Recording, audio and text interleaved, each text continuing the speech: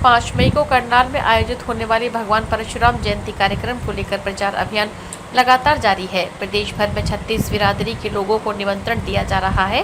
कार्यक्रम को कामयाब करने की बागडोर राज्यसभा सांसद कार्तिकेय शर्मा ने संभाल रखी है। वे लगातार प्रदेश भर में कार्यक्रम कर 36 बिरादरी के लोगों को कार्यक्रम में पहुंचने का आह्वान कर रहे हैं। इसी कड़ी में आज सिरसा जिला के कस्बा एलनाबाद के कर्ण पैलेस में कार्यक्रम का आयोजन हुआ। शाम को कार्तिकेय शर्मा कार्यक्रम में पहुंचे और लोगों को निमंत्रण दिया। उन्होंने उपस्थित जनों से अपील की कि 5 मई को करनाल में भगवान परशुराम की जयंती धूमधाम से मनाई जा रही है। प्रदेश स्तरीय इस कार्यक्रम को कामयाब करने व अपने परिवार की उपस्थिति दर्ज करवाने के लिए वे एलनाबाद में निमंत्रण देने पहुंचे हैं। कार्यक्रम को संबोधित करते हुए राज्यसभा सांसद कार्तिकेय शर्मा ने कहा कि वे सांसद होने के नाते या वोट मांगने के लिए सिरसा नहीं आए हैं, बल्कि वे अपने परिवार को कार्यक्रम में पहुंचने का निमंत्रण देने के लिए आए हैं। उपस्थित जनों ने कार्तिकेय शर्मा को आश्वासन दिया कि वे भारी में उपस्थिति करनाल में दर्ज करवाएंगे। उन्होंने कहा कि देश व प्रदेश में पिछले 9.5 साल से बीजेपी की सरकार है। सरकार ने देश व प्रदेश के विकास के लिए उल्लेखनीय कार्य किए हैं। देश उन्नति के पथ पर अग्रसर है। जन जन के विकास के लिए सरकार कृत संकल्प है। हालांकि वे वोट मांगने के लिए सिरसा नहीं आए हैं। जनता समझदार है और सोच समझकर मताधिकार का इस्तेमाल करेगी।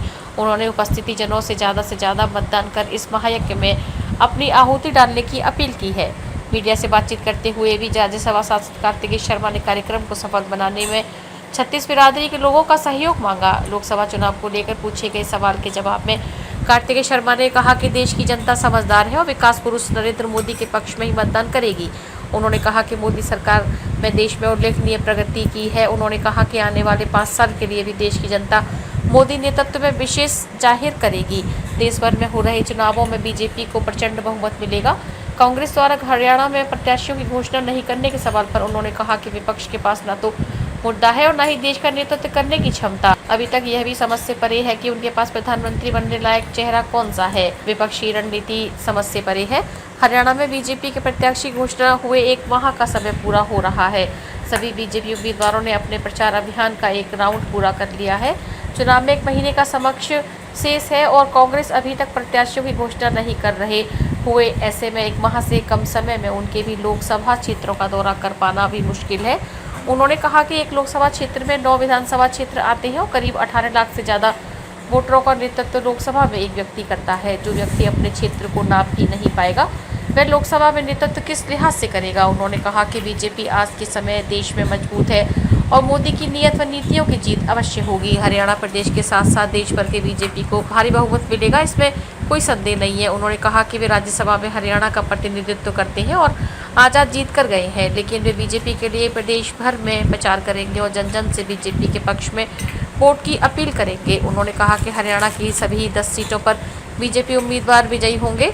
सिरसा में भी उन्होंने बीजेपी प्रत्याशी अशोक तंवर को विजयी बनाने की अपील की है। उद्देश्य से आज आप एलनाबाद में पहुंचे? आज मुख्य उद्देश्य यहाँ पे आने का भगवान परशुराम जी के जन्मोत्सव के उपलक्ष्य में एक भव्य कार्यक्रम का आयोजन हो रहा है करनाल में आने वाली 5 मई को, और पुरानी सब्जी मंडी में 1 बजे कार्यक्रम होगा, तो मैं उसका न्योता देने आया था। और एलनाबाद में हमेशा मुझे इसी तरह से प्यार और स्नेह मिला है, उसी तरह का प्यार स्नेह आज भी देखने को मिला, बहुत आशीर्वाद मिला। और मुझे पूरी उम्मीद है कि एलनाबाद से भी बहुत अच्छी तादाद में और मात्रा में लोग आएंगे और इस कार्यक्रम में शिरकत करेंगे। आप भगवान परशुराम जी की जयंती को लेकर हर जिले का दौरा कर रहे हैं, किस प्रकार रिस्पॉन्स मिल रहा है ओवरऑल? जी बहुत अच्छा रिस्पांस मिल रहा है। मैं आज सुबह हिसार में था, लगभग 3-4 कार्यक्रम हिसार में थे। अब मैं यहाँ आया हूँ, मैं यहाँ से हाँसी जाऊँगा। तो जिस तरीके का लोगों का समर्थन मिल रहा है और लोगों का उत्साह देखने को मिल रहा है, वो मैं बहुत ही खुशी की बात है और बहुत ही प्रोत्साहित करने वाली बात। कार्यक्रम में कौन कौन से गेस्ट आए? कार्यक्रम के मुख्य अतिथि मनोहर लाल जी होंगे और कार्यक्रम की अध्यक्षता विनोद शर्मा जी करेंगे। पिछली बार भी मनोहर लाल जी ने जब सीएम थे, काफ़ी मांगे जो थी वो मंच के जरिए हमने पिछली बार परशुराम महाकुंभ का जब आयोजन किया था दिसंबर के महीने में, तो हमने 13 मुख्य डिमांड रखी थी, जिनमें से 10 पूरी हो गई थी और 3 रह गई थी और प्रयास जारी हैं। कार्तिकेय जी, चुनावों की बात कर ले तो पहले फेज़ के वोटिंग हो गई या दूसरे फेज़ की कल है, तो किस तरह के हालात देखते हैं? देखिए, जैसे मैंने अपने मंच से संबोधन में भी कहा कि चुनाव एक पर्व होता है और हमारे देश में खासकर, और ये पर्व 5 साल में एक बार ही आता है। देखिए, आपको मैं सिर्फ इतना कहना चाहता हूँ कि कांग्रेस के ऊपर उनके मैनिफेस्टो के हिसाब से सिर्फ नहीं चलेगा। कांग्रेस का जो 55-60 साल का उन्होंने राज किया देश पे, उसका भी हिसाब उनको देना पड़ेगा। इलाहाबाद में तो कोई वोटों की अपील करना चाहेंगे? जी बिल्कुल, मैं ज़रूर कहना चाहूँगा कि अशोक तंवर जी एक अच्छे व्यक्ति हैं और वो परिपक्व व्यक्ति हैं। मैं उनको निजी तौर पे भी जानता हूँ, मैं उनसे रिश्तेदारी भी है और मैं उस नाते भी, और उनके एक लंबा राजनीतिक करियर भी है।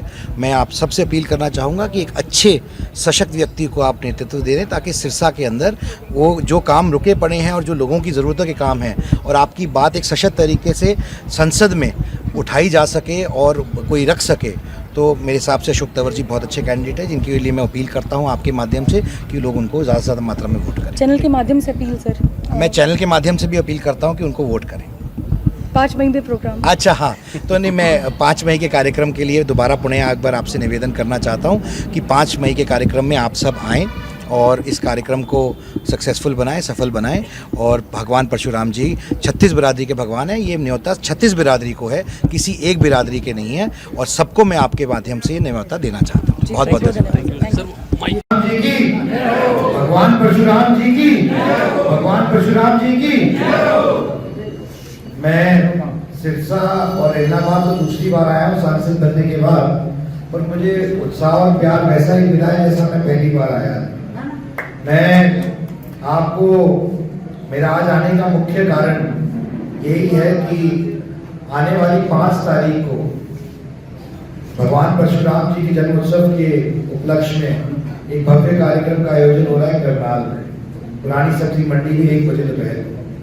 आप सबसे मैं निवेदन करने आया हूँ और आपको सादर निमंत्रण देने आया हूँ कि आप सब 36 बिरादरी से, सारे समाजों से लोग आए और भगवान परशुराम जी की इस जयंती को मनाने में, सफल बनाने में इसमें योगदान दें, अपना सहयोग दें। क्योंकि भगवान परशुराम जी किसी एक समाज के नहीं है, 36 बिरादरी के हैं, सब समाज के हैं, सबके हैं। तो मैं आप सबसे ये निवेदन करने आया हूँ, पंडित विनोद शर्मा जी का ये न्योता आपके बीच में लेके आया हूँ कि आप लोग ज्यादा से ज्यादा संख्या में आए और ये जो एक तरीके का यज्ञ हो रहा है इसके अंदर अपनी आहुति जरूर डलवाएं।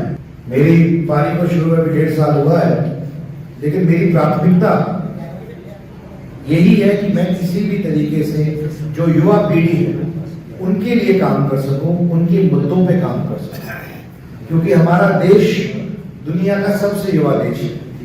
65% आबादी देश की 35 साल से कम उम्र की है, जिसको हमें ये संज्ञा मिलती है सबसे युवा देश की दुनिया में। तो जाहिर सी बात है कि सबसे युवा देश के होने के नाते जो सबसे बड़ा धड़ा है वो युवा है, उनकी चिंता करना भी हमारा दायित्व बनता है। तो मेरी कोशिश यही है कि मैं अपनी तरफ से, मैं किसी पॉलिटिकल पार्टी में नहीं हूँ, मैं इंडिपेंडेंट एमपी हूँ, लेकिन मेरे प्रयास ये रहते हैं कि मैं अपनी तरफ से प्रयास कर सकूं कि मैं युवा पीढ़ी के लिए खासकर, रोजगार के लिए खासकर काम करता रहूं और मैं करता रहूंगा जब तक मुझे सफलता नहीं मिलती है। मैं आपसे भी ये निवेदन करना चाहता हूं, क्योंकि हम लोकतंत्र के अंदर रहते हैं और लोकतंत्र के अंदर सरों की गिनती होती है। तो मैं आपसे निवेदन करना चाहता हूं, सम्मानित मंच से निवेदन करना चाहता हूं, जो आप सब यहाँ पे अपना समय, कीमती समय निकाल के आए हैं और इतनी देर से इंतजार कर रहे हैं, आपसे भी निवेदन करना चाहता हूँ कि लोकतंत्र के अंदर एक इलेक्शन का एक बड़ा महत्व होता है। एक इलेक्शन को एक पर्व की तरह मनाया जाता है हमारे यहाँ, 5 साल में एक बार आता है और हमें अपनी बात कहने का मौका मिलता है इलेक्शन। हम खुश हैं तो भी, नाराज हैं तो भी, राजी हैं तो भी, नहीं राजी तो भी। तो मैं तो इतना आपसे निवेदन करना चाहता हूँ कि ज्यादा से ज्यादा संख्या में आप जरूर वोट डालें और ज्यादा से ज्यादा संख्या में 5 तारीख, आने वाली 5 तारीख को इस कार्यक्रम में हिस्सा बने, इसमें शिरकत करके। क्योंकि जो बात आप कहेंगे या करेंगे इस कार्यक्रम के द्वारा, वो बात दूर तक जाएगी। इसलिए मैं बहुत ज्यादा समय ना लेते हुए, बहुत ज्यादा बातें ना कहते हुए, सिर्फ ये कहना चाहता हूँ कि मैं आपको न्योता देने आया हूँ आज, और मैं उम्मीद करता हूँ कि एलनाबाद मुझे निराश नहीं करेगा, क्योंकि एलनाबाद ने मुझे कभी निराश नहीं किया। तो इसके लिए बहुत बहुत धन्यवाद सत्यनारायण पांड्या जी का। यहाँ पर के पास सारी व्यवस्था रहेगी, गाड़ियों का इंतजाम रहेगा, सब कुछ रहेगा। तो आप कृपया करके आने वाली 5 तारीख को भारी से भारी संख्या में वहाँ पहुँचे और इस कार्यक्रम को सफल बनाने में अपना आशीर्वाद